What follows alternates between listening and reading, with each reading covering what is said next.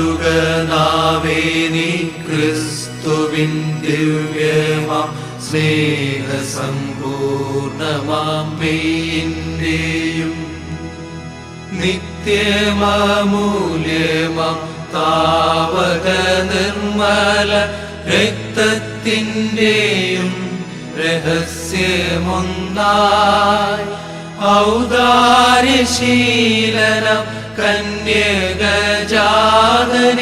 രാജാധിരാജൻ മനസ്സലിഞ്ഞ് മാനുഷരക്ഷയ്ക്കായി ചിന്തിയതാണല്ലോ പാവനമാമീ വിശുദ്ധ രക്തം.